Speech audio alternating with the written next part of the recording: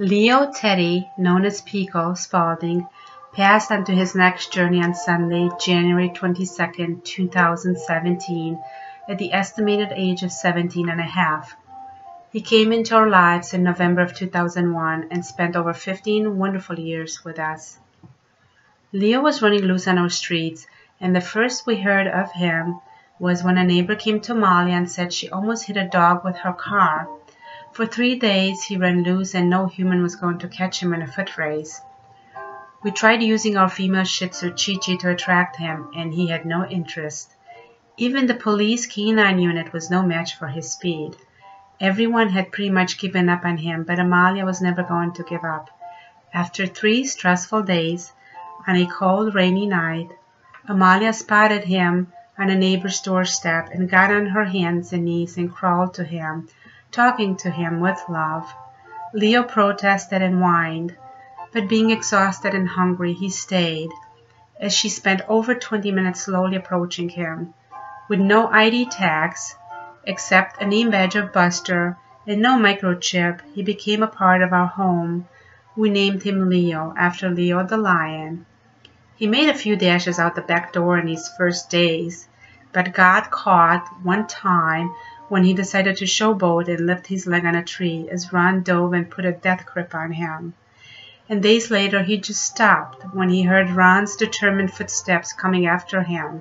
From then on, he truly decided this was his home and never ran again. He initially got the cold shoulder from Chi-Chi, as she seemed to want him quarantined, but his Yorkie brother Sparky took an immediate liking to the new member of the house. He knew how to work his way into Chi-Chi's heart, and she soon grew to love him too, and Sparky became like a father figure to him. The 3 of them were the absolute best of friends for the next 8.5 years. They roamed around the house playing with their toys, and for extra entertainment monitored the front window. Chi-Chi was the boss of the house and the spokesperson when it was dinner time. Sparky had the funny and quirky personality, and Leo was the clown, who wanted to be taken seriously. All his life he tried to be so stoic and proper, yet was so comical in trying to do that. The 3 of them formed the circle of love, and they were a 3-pack of rock stars, so full of personality that they attracted attention everywhere they went.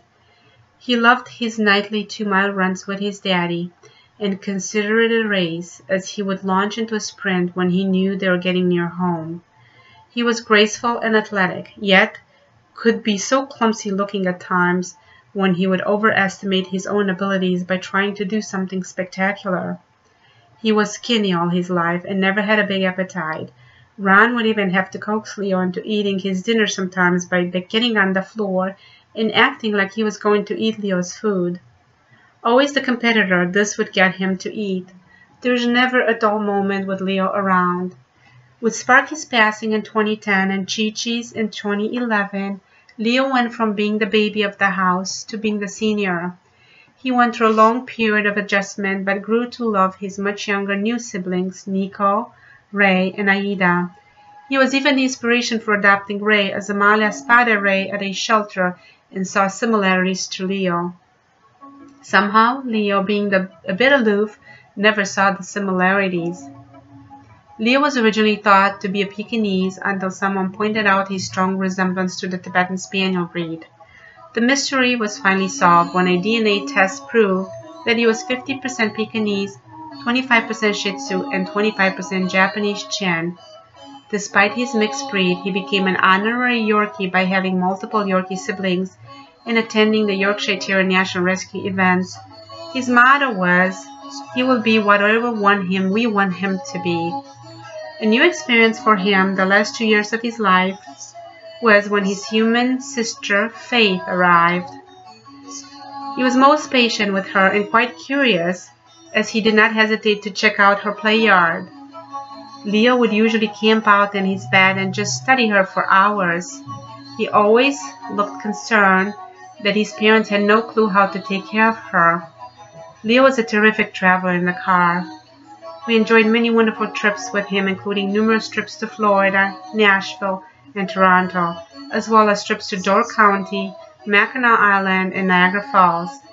When we would take him downtown Chicago, it was amazing how he would be in front of us and weave his way through the crowds like a human.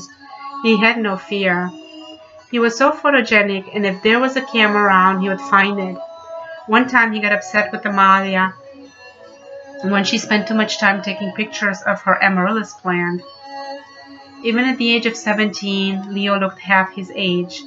He didn't mind as his mother fussed over him constantly in his later years. The love she showed him for him and caring for him in his final weeks and months was something to behold. Leo just brightened our days every single day of his life, and we are so blessed that he spent his life with us.